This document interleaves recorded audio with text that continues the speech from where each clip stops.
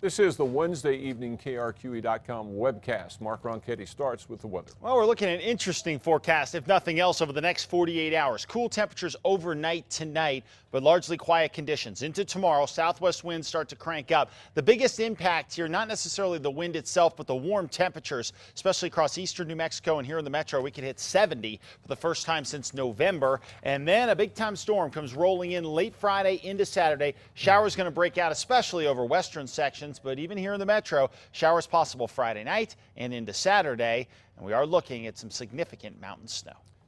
There's new information about last night's fatal shooting involving 3 Albuquerque police officers. At a news conference late this afternoon, Chief Ray Schultz released the last names of the officers. Everything began when a woman who the dead man was with showed up at a local music store last night trying to sell some stolen instruments.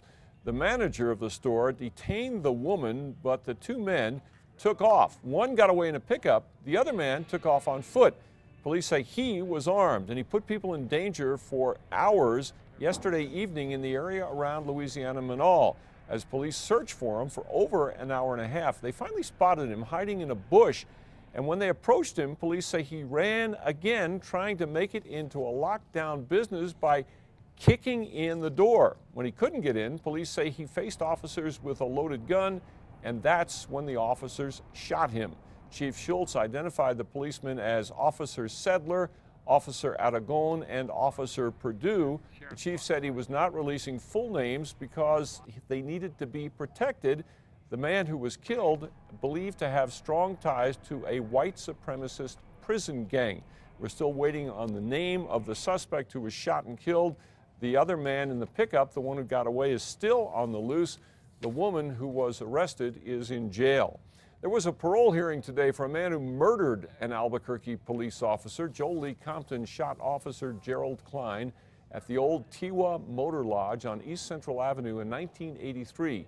Klein had been called there to investigate a report about a suspicious man with a gun. Compton shot him in the heart at close range.